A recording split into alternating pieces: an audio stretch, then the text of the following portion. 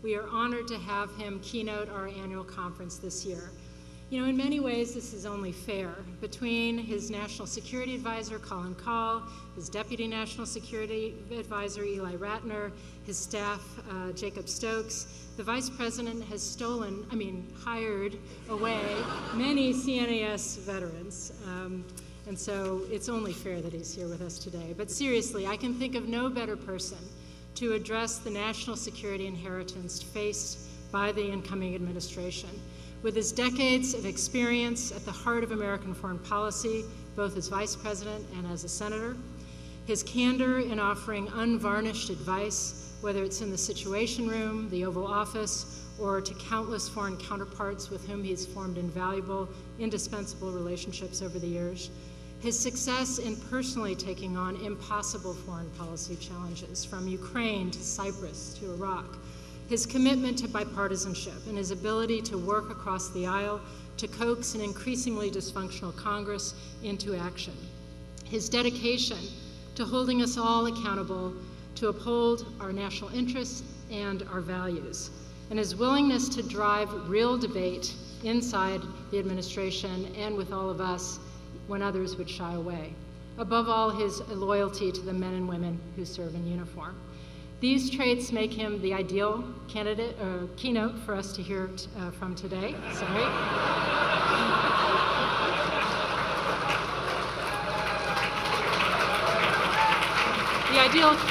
Make him the ideal keynote speaker for us to hear from today. God, I need another coffee after lunch. But Joe Biden has spent a career personally investing in advancing U.S. national security, and even in the most complex circumstances, he gives it to you straight. He has taken to heart the words of his beloved poet, William Butler Yeats, who said, "Think like a wise man, but communicate in the language of the people." And however difficult his message, people from the president to congressional leadership to heads of state across the globe listen closely when Joe Biden speaks, and so should we. So, Mr. Vice President, thank you very much. Thank you, Michelle.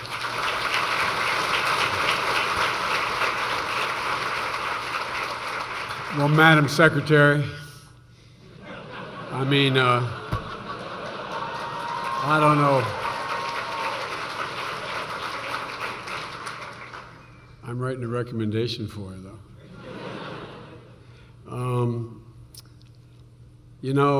Joe, my friend Joe Lieberman, I say out there, I was tempted to start off by, in light of the topic of the day, to say to the next president, whoever she may be, to say, we left you a perfect world, now don't screw it up. Remember that graduation speech? Well, look, I'm honored to be here, and I want the record to show that I do have 3 extremely talented people working for me who work for this organization, but they wrote me a speech that was 1,000 words longer than what I'm about to deliver, so you should thank me, because I spent a lot of time cutting it, and all the stuff I cut out was important, but I didn't want to keep you here for the better part of 45 minutes to an hour.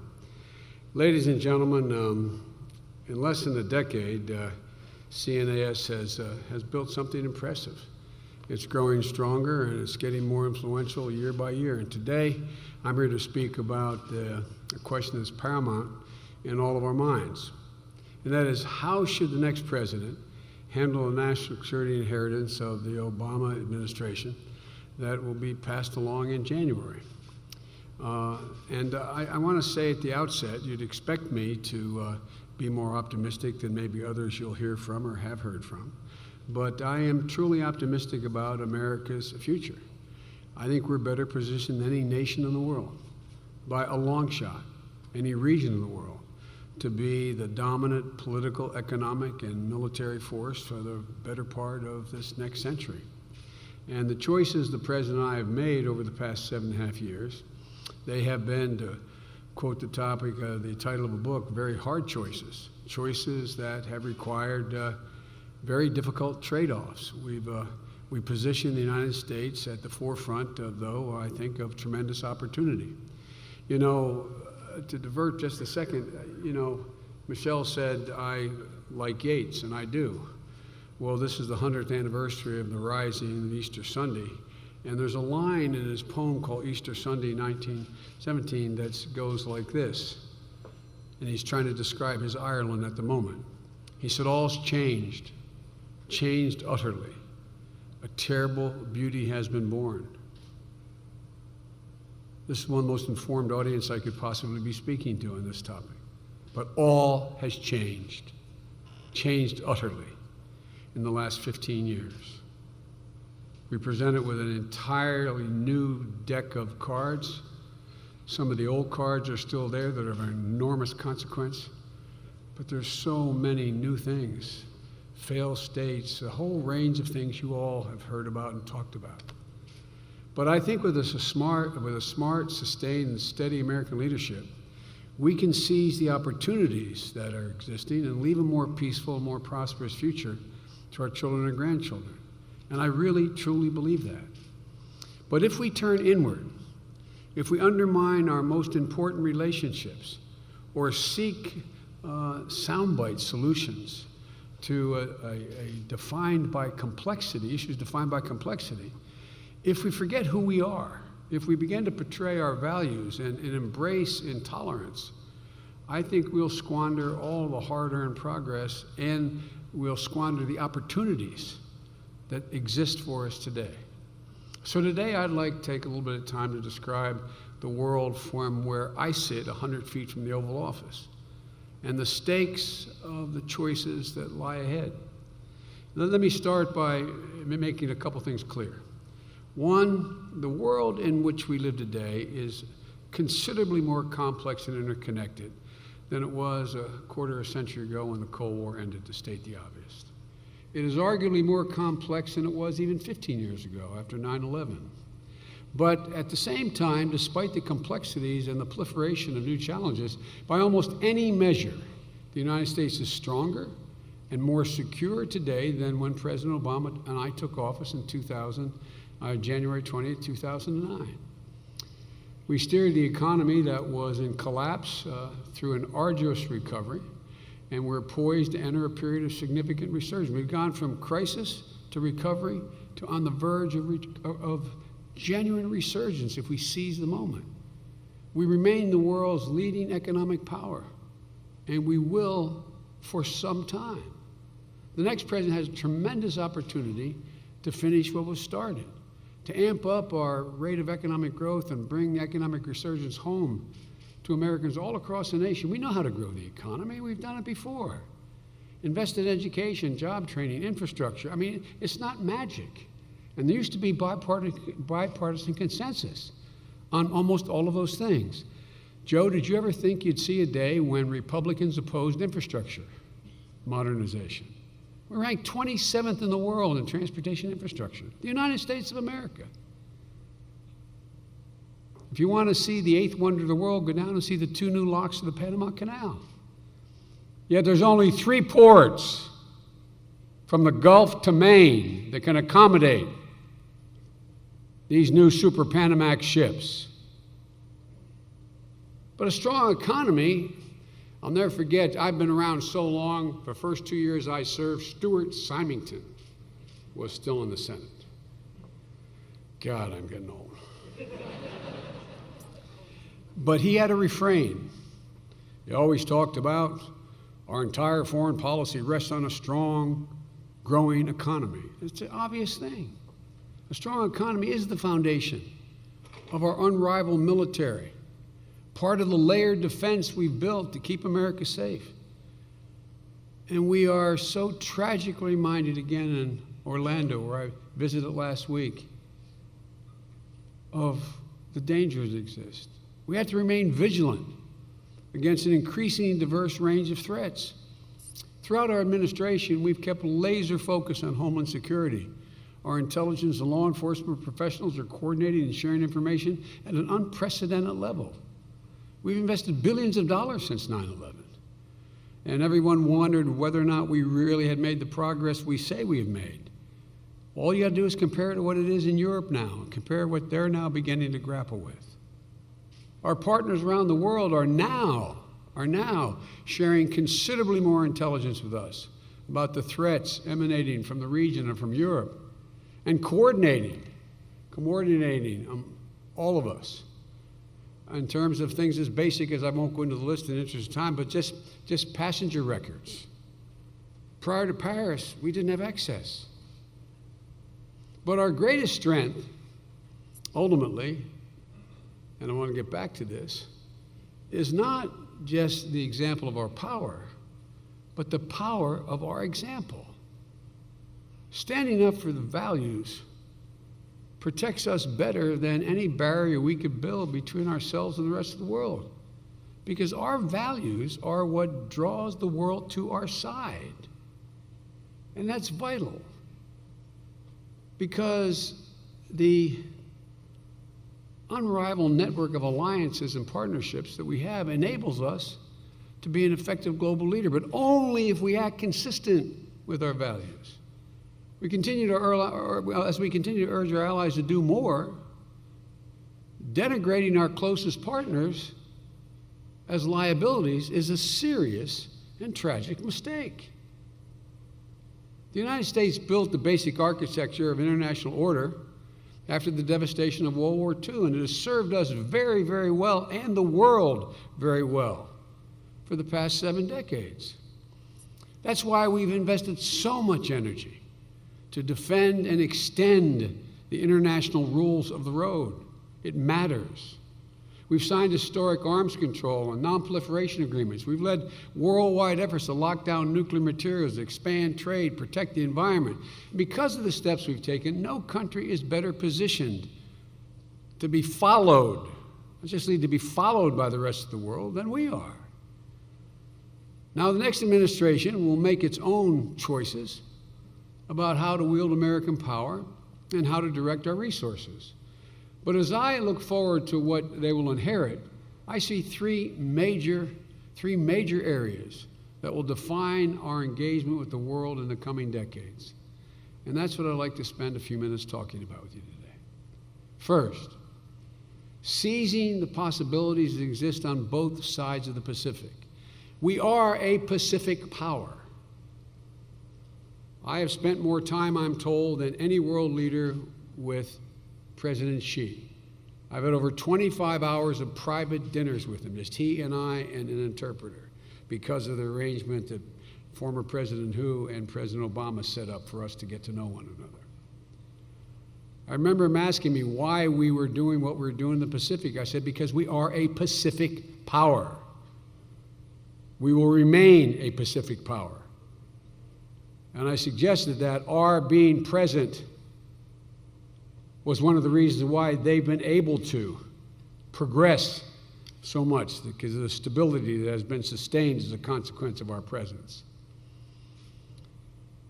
But starting right here in the Western Hemisphere, for the first time in history, it's possible to imagine a hemisphere that is middle class, democratic, and secure, from the northern reaches of Canada to Chile's southern tip.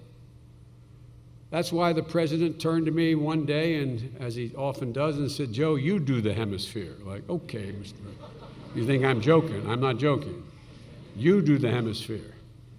He said, jokingly, he said, "There's not much of a time zone change. You can do it on the weekends, and you make friends easily, so just go."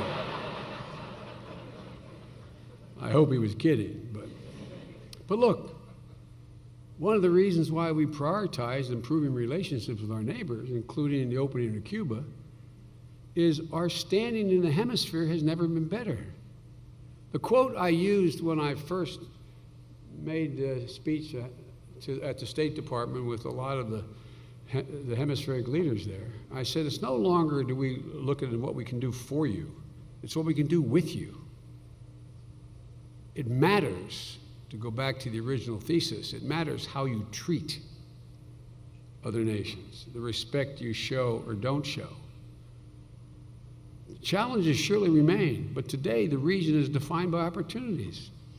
Opportunities for greater trade and economic cooperation, especially with the opening of the Panama Canal and the expansion. Opportunities for greater energy integration, with the United States exporting liquefied natural gas throughout the region and beyond. Opportunities to end the long-running conflicts in the Civil War in Colombia. We also have a major new initiative in the Northern Triangle to deal with a whole range of problems, but also a whole range of opportunities. Imagine Central America, democratic and secure. Imagine what it will mean to the hemisphere if that is able to be accomplished. And we finally move beyond the stale ideological divides. The nations of our region are ready to work with us as never before to tackle shared challenges like stemming migration from Central America. The next administration should harness this momentum and build on it.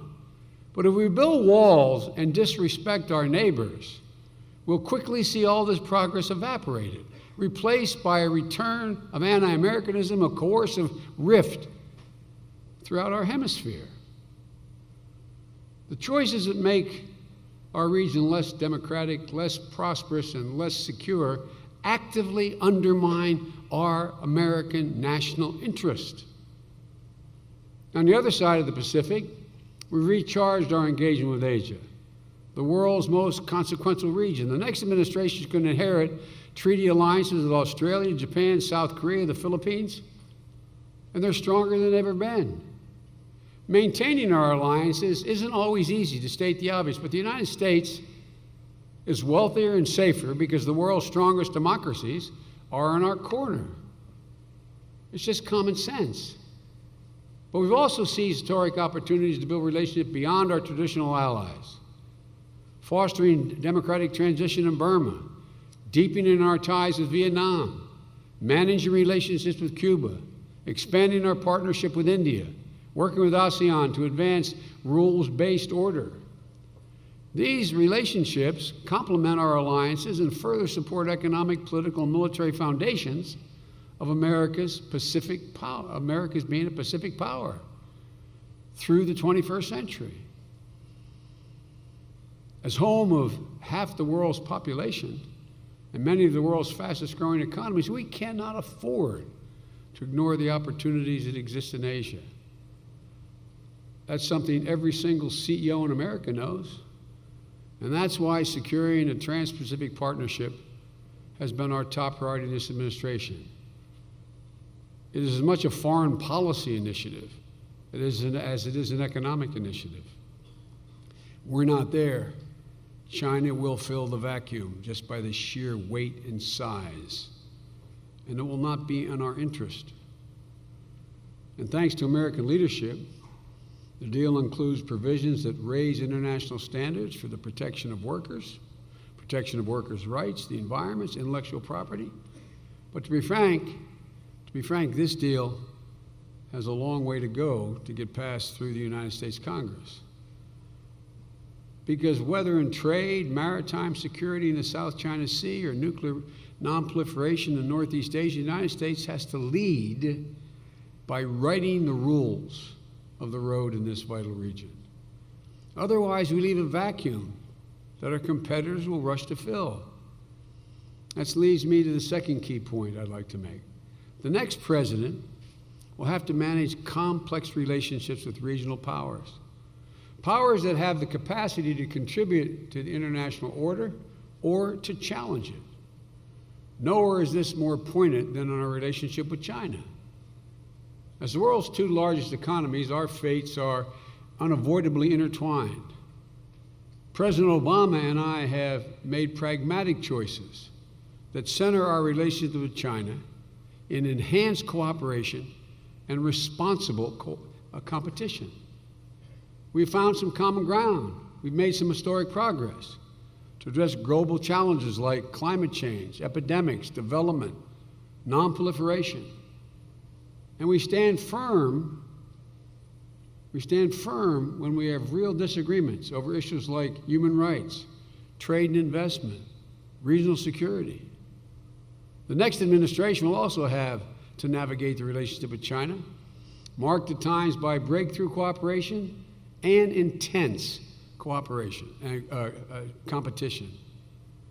Sometimes, as with the mounting threat from North Korea, cooperation and competition with China will coexist. The notion that it'll be one or all the other is short-sighted and self-defeating. The same is true with regard to Russia, where our approach is appropriately, if appropriately managed, will be marked by a complex mix of enhanced deterrence, strategic stability, and yes, necessary cooperation. With our partners and allies, particularly in Europe, we've imposed real cost on Russia for its absolute outward aggression towards Ukraine. Russia must uphold its commitment under the Minsk Agreement, and there can be no backing away from that. And sanctions should remain until they do. We're helping Ukraine implement vital economic reforms and root out corruption. It has not been easy. Corruption is endemic in all those former, quote, Soviet states. But by coercing them, no, not coercing them, convincing them, in that order, it takes away a significant foreign policy weapon the Russians have used so well. Meanwhile, our moves to strengthen our Ukraine alliance and bolster NATO continue to provide a bulwark against further Russian aggression. For years, we've encouraged Europe to spend more on defense, diversify their sources and supplies of energy, and now we're starting to see some progress in these fronts. And these efforts have to continue. But there's a lot of work to do. Embracing Putin at a time of renewed Russian aggression, I believe, would call into question America's long-standing commitment to Europe, whole, free, and at peace. But neither is the time to dust off the Cold War playbook. We'll have to continue cooperating with Russia where our interests overlap, and as new military technologies raise the stakes of miscalculation and escalation, we need channels with Moscow to clearly communicate our intentions. There's an appealing moral clarity in grouping the world into friend and foe. But in reality, progress so often demands we work with those with whom we do not see eye to eye. That's why we seized the possibility of moving beyond the decades of conflict in Iran to lock in a nuclear agreement. Iran is neither a friend nor a partner, but our willingness to engage to protect our interests, combined with international political and economic pressure on Tehran to negotiate, peacefully remove one of the greatest threats to global security, the threat of a nuclear armed Iran. The deal speaks for itself. It's working. Iran is complying. Its nuclear programs have been substantially rolled back. Inspectors are on the ground. We're not home yet, but so far. Tearing that agreement up now would only leave Iran's nuclear program unconstrained, increase the threats to Israel and our partners in the Gulf, and turn the international community against the United States and sharply increase the prospects of another major war in the Middle East. The nuclear deal was never meant to resolve all of our problems with Tehran. At the same time, it has opened other opportunities for engagement on narrow issues where our interests align. Engaging Iran is neither incompatible with nor at the expense of America's ironclad commitments to our allies and partners in the Middle East, including Israel. And we continue to counter Iran's destabilizing activities in the region, and we will.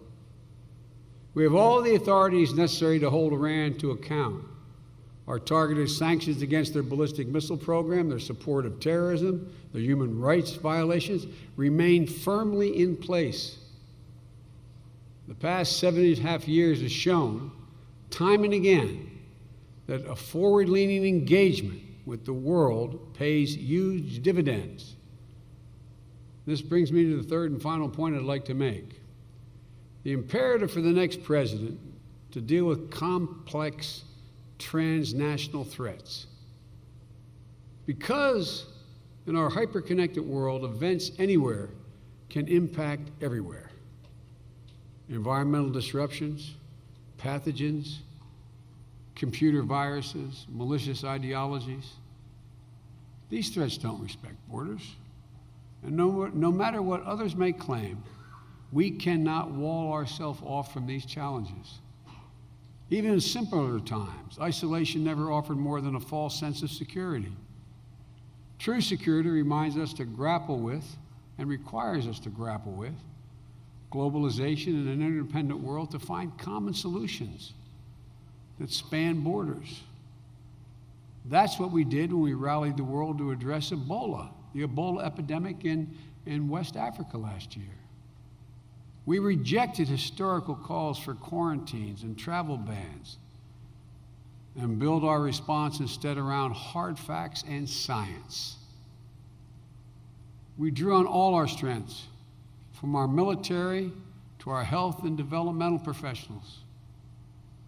With tireless diplomacy, we brought the world along with us, and we saved hundreds of thousands of lives.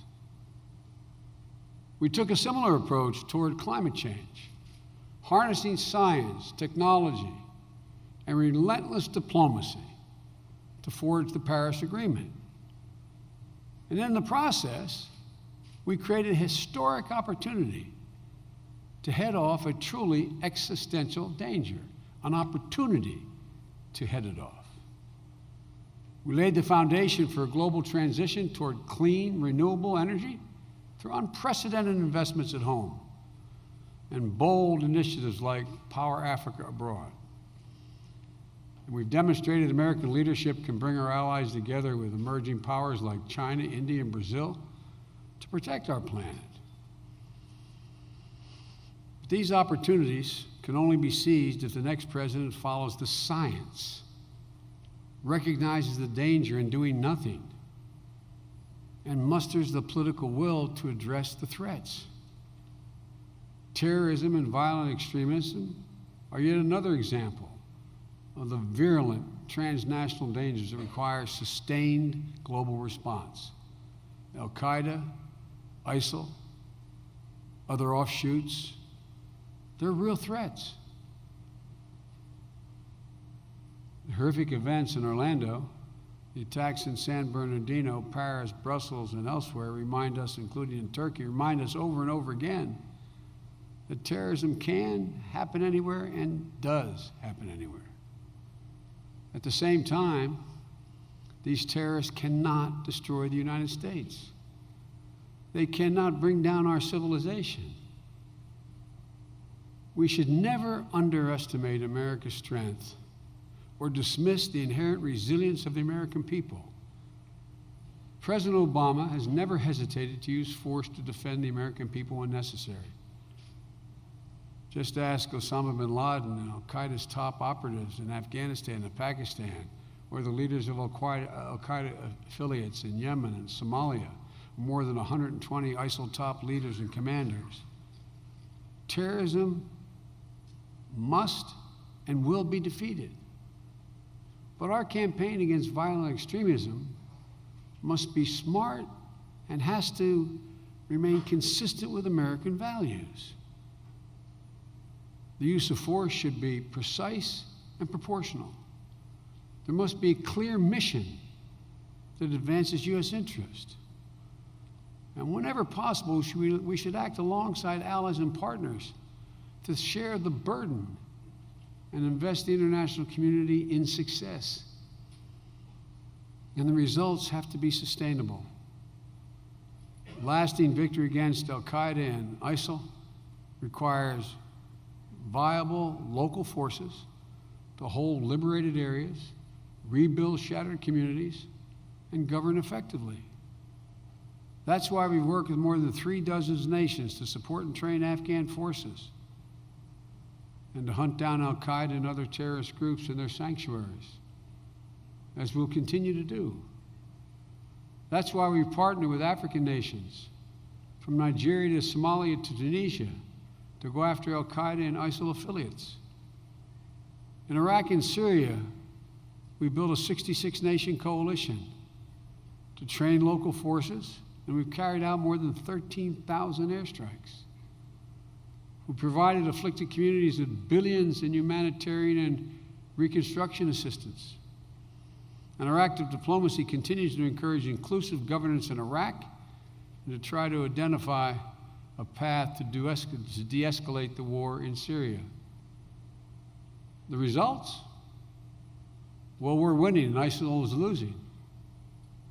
Over the past 2 years, ISIS has lost 47% of the territory it once held in Iraq and more than 20% in Syria. We've taken out thousands of frontline fighters in the battlefield. Foreign fighters' flow is down 50%, and they've lost millions in revenue. But to be sure, ISIL is resilient and barbaric, fueled by a bitter ideology of destruction. Even as they retreat from territory in Iraq and Syria, we'll have to keep the pressure on them in Libya and elsewhere, and take the fight to them in cyberspace. Permanently defeating this scourge will likely take years, and will absolutely require us to keep the world on our side. Parenthetically, I'd note that not but 2 years ago, we were talking about the establishment of a caliphate that they were well on their way of doing, how that was going to bring down Saudi Arabia, Jordan, bringing chaos to the Middle East beyond what exists now. The caliphate is not a reality, and the thought of it being a reality is being crushed. But they still can do damage, just like Al-Qaeda, without having large swaths of territory, is able to do serious damage. But adopting the tactics of our enemies, using torture, threatening to kill innocent family members, indiscriminately bombing civilian populations, that not only violates our values, it's deeply, deeply damaging to our security. There are 1.4 billion Muslims in the world. Some of the rhetoric I'm hearing sounds designed to radicalize all 1.4 billion. How do we win this? How do we win this long-term fight? By embracing, engaging, and having allies in the Islamic community in the United States, among American citizens and immigrants. How do we do this without allies in the Muslim world among Shiites and Sunnis? Willing the politics of fear and intolerance, like the proposal to ban Muslims from entering the United States, profiling Muslim Americans, slandering entire religious communities as complicit in terrorism, calls into question American status as the greatest democracy in the history of the world, and in the process, alienating 1.5 million Muslims, the vast, vast majority of whom, at home and abroad, are peace-loving. It doesn't make the situation better. It makes it worse. And it plays into the very narrative of the extremist. Last year, ISIL's top leader, Baghdadi, revealed the goal of their attacks, and I quote him, was to compel the Crusaders to actively destroy the gray zone themselves. Muslims in the West will quickly find themselves between one of two choices: either apostatize or emigrate to the Islamic State and thereby escape persecution. How can it be said much clearer? ISIL wants to manufacture the clash of civilizations. They want Americans to view things in terms of us versus them. Why in God's name are we giving them what they want? And besides, we're so much better than that. So let me conclude with what I said at the outset. Despite the many challenges ahead, We have more opportunities than ever before. I've never been more optimistic about America's capacity to lead the world to a more prosperous and peaceful future. But our leadership does not spring from some inherent American magic. It never has. We've earned it over and over again through hard work, discipline, good judgment. It stems from our willingness to see challenges on the horizon and step forward first to meet them. It's an old expression that Tom Friedman used. He said, if you don't visit the bad neighborhood, it'll eventually visit you. From our ability to lead by example and draw partners to our side, that's what has always been America's greatest capability. Not empty bluster, not a sense of entitlement that fundamentally disrespects our partners, not an attitude, an insecurity of a bully. The United States cannot afford to draw back from our responsibilities now. There's simply too much at stake. We need a president who can unite the Western Hemisphere and work like hell trying. Continue to build our alliances and partnerships in Asia. Manage extremely complex relationships with China, Russia, and Iran. And lead the world to address transnational challenges, including the persistent threat of terrorism.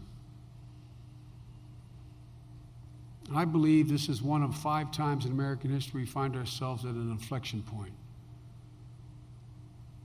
The choices we make today will steer the future of our world for the next 3 decades.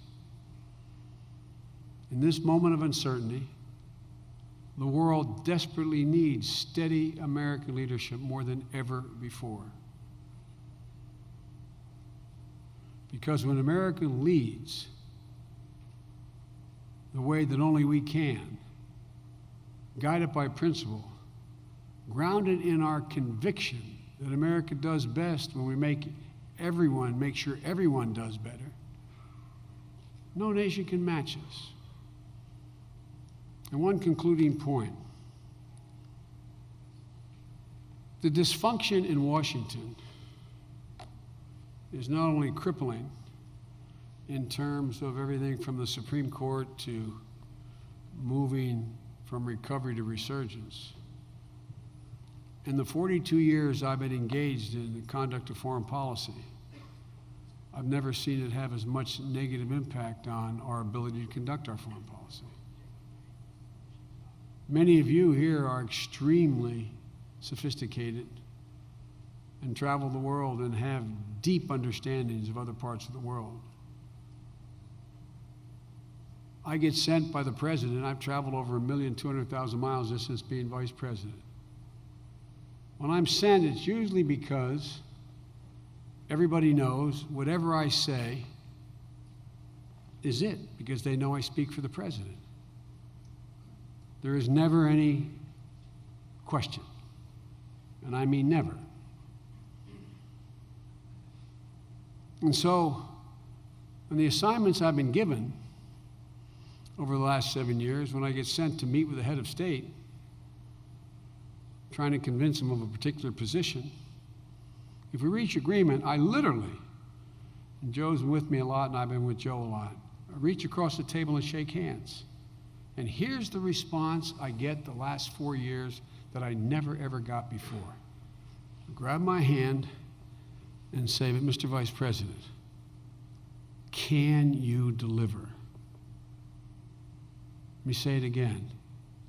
Can you deliver? Because every single time, friend, foe, or agnostic with whom we deal, when you make a deal, it requires them to take a chance.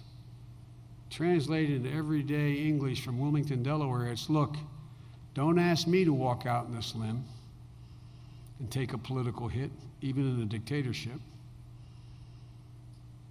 unless you assure me, I don't doubt you, I don't doubt the president, but can you get it done in Washington? They understand our systems much better than Americans understand theirs. So folks, my hope is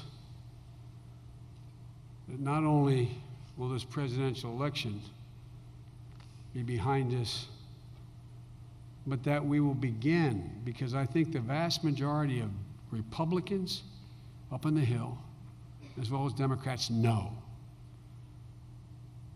this is not the way to do business. They know it. Joe, I've spoken with 17 Republican senators just on the Supreme Court. All 17 say, Joe, I know you're right, but don't ask me to move yet, Joe. This will happen to me.